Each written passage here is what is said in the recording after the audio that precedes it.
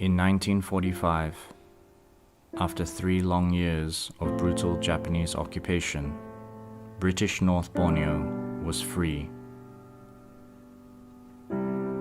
liberated by the brave soldiers of the Australian 9th Division.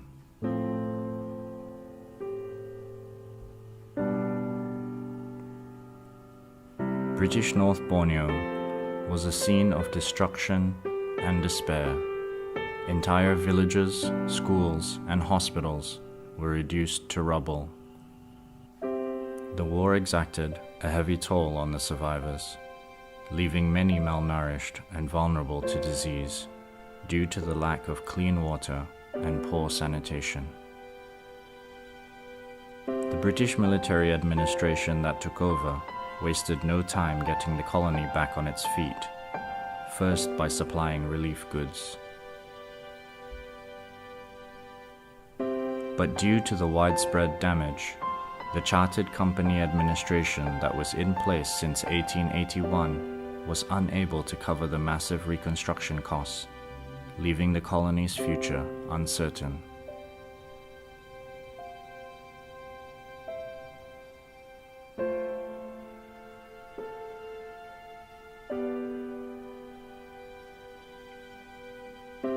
During chartered company rule, medical services were basic. The earliest records of doctors in the colony go back to 1914 during the First World War. Expat doctors, nurses, midwives provided medical care in cottage hospitals that were nothing more than upgraded shacks. Unfortunately, most of them did not survive the Second World War. Among them was Dr. Stokes, a medical doctor who began Borneo's first rural air service in 1938. Dr. Stokes was a World War I fighter pilot who came to Borneo to do medical charity work. While in Borneo, he met Hollywood film couple the Johnsons, who helped him to order a plane similar to theirs that could land on water to enable him to conduct a flying doctor service. Hoping to leave his history of war behind him, Dr. Stokes believed that Borneo was the best place to stay out of trouble should another war break out. He was mistaken. During the Second World War, he was captured and executed by the Japanese. The other doctors were displaced or died from disease and starvation. In the aftermath of the Second World War, with the colony's future hanging in the balance, a decision needed to be made. Nearly a year later, on July 10, 1946, at Buckingham Palace, the North Borneo Session Order in Council finally agreed that British North Borneo would become a colony of the Crown and therefore part of His Majesty's dominions. The news was greeted with joy and relief, as the people could finally look forward to better times, with a government that would ensure basic public services. In the meantime, however, without any formal medical services, the people had turned to traditional medicine. Tamus became mobile clinics, promising alternative medicine cures for every ailment. Realizing the urgency, the new administration endeavored to repair and rebuild hospitals, and within 5 years, in 1951, the Duchess of Kent Hospital became the first proper post-war medical facility to be built in the pre-war capital of Sandakan. It was officially opened by the Duchess of Kent herself. While the 100-bed Duchess of Kent served its purpose on the East Coast, the West Coast only had a run-down facility that was damaged during the war. It became clear that something bigger and more modern was needed for the growing population in Jesselton to match its status as the colony's new capital. It was decided that this modern facility had to be built somewhere between the town and the nearest native district of Penampang. The chosen site was a hilly area halfway between Jesselton and Kopungit, where deer and wild boar roamed.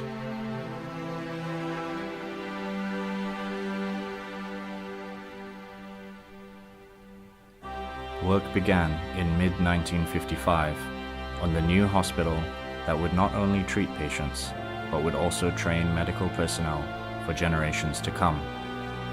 The training of nurses that had started at Duchess of Kent was shifted to this new hospital, which also soon offered treatments for various new ailments that the rural cottage hospitals were unable to handle.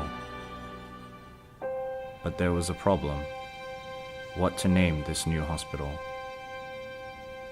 When the committee could not agree on the name, it was decided that, like the Duchess of Kent Hospital, the new hospital should bear a mark of royal favour. Queen Elizabeth II was officially approached for permission to name it after her. The people of North Borneo were full of gratitude, respect and support for the British monarchy, notwithstanding the fact that the planned hospital would not be possible without the support of British taxpayers who contributed the bulk of the cost. The Queen gave her consent. And so, on September 15, 1957, Queen Elizabeth Hospital was officially opened by the Countess of Perth and Earl of Perth, the Minister of State for Colonial Affairs. It was a grand spectacle, with Bajau horsemen in ceremonial dress accompanying the British nobles to the official opening. Although the Queen was unable to attend the official opening, she made the hospital one of the highlights during her official visit to Sabah in 1972 with Prince Philip and Princess Anne.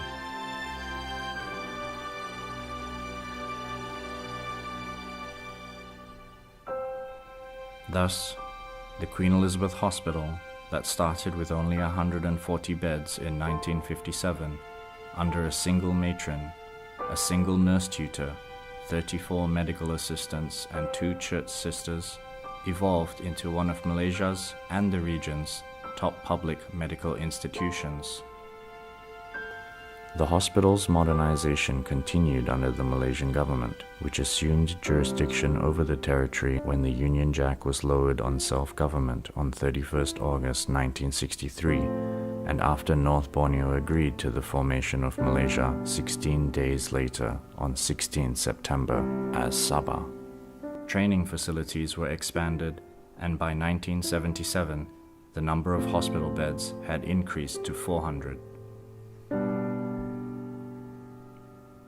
In order to keep up with the demands of the increasing population, as well as new ailments, each decade saw the upgrading of services and expansion of facilities, until it became necessary to build an additional 8-story block in 1982. When structural defects started to appear on this new block 30 years later, in 2012, the Malaysian government decided it was time to demolish and replace it with a state-of-the-art facility, which opened its doors to a new generation of patients in 2014. The past 70 years have been challenging for Sabah's medical care, but one medical institution stood tall as it evolved every step of the way. From its beginnings in a time of hardship, to its role today as a cornerstone of care,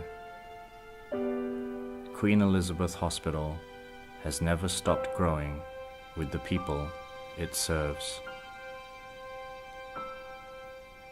touching the lives of millions. It is well and truly the Queen's Hospital.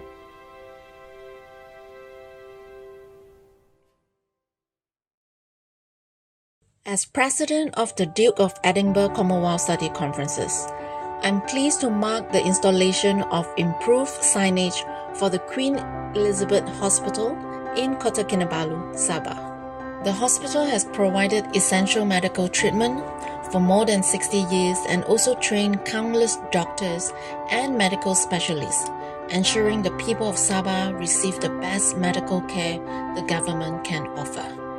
Our was pleased to be reminded of my visit to Kota Kinabalu in 1972 with my parents and to hear about the impact of the Queen Elizabeth Hospital on the local people of Sabah. This project, led by the Commonwealth Association of Leadership Malaysia, will ensure the hospital's name remain visible landmark and a beacon for health services in Malaysia, Borneo. The initiative led by CALM, the hospital's administration, the Minister of Health Malaysia, and the project funder, the State Sabah Minister of Finance, remind us of the warm relation that the United Kingdom and Malaysia enjoy as members of the Commonwealth and highlights the importance of collaboration, service, and shared heritage. Hospital Queen is a memorable building, a place for me, because that is the place where I start my journey of nursing there. For 35 years, up and downs, we have been from old building to new building to the 8th floor story, and then I have around every watch in the Hospital Queen. During that time, there was a big renovation, right? Big renovation. It's a massive improvement, massive improvement. That even if I go there, then I lose my way because I don't know where to go. Yeah, massive improvement. QE Hospital is very significant in a way that it's a place where I undergo my training, where I serve. And I feel so proud that I was part of it. I was so proud and until now that I have a bit of impact on that hospital because I took my training there. I serve my people there. After all my training, I came back to QE. Hopefully, I can contribute to my country again. So I came back and I work in the minor operating theater as an in charge. We look after patient, we care for the patient. Especially, it is important to maintain the hygiene, the physical need.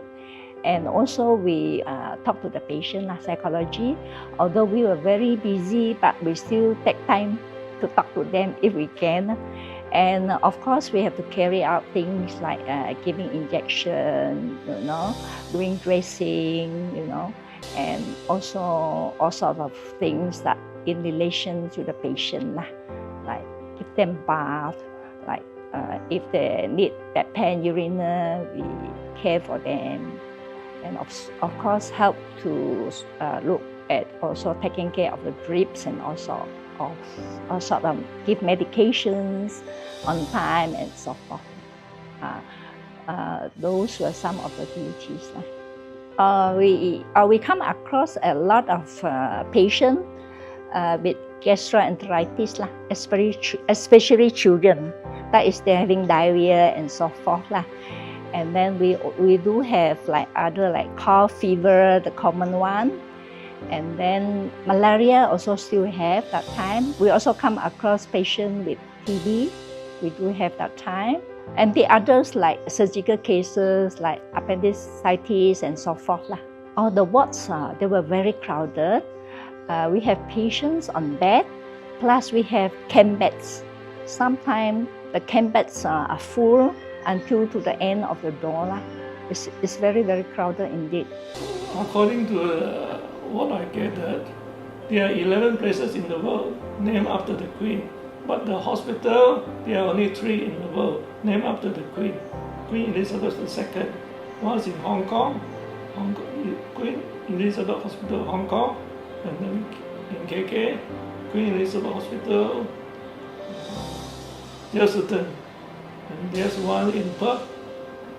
So the hospital in Chesterton, the money was contributed by the people of United Kingdom. They contributed money, and you can see the plaque at the entrance of the hospital telling us that this hospital, the original hospital, was built with the contribution of the people of United Kingdom. So every time I pass by there, I will tell my grandson, this is the place where I've been squatting down there for 35 years. I feel very proud of Hospital Queen.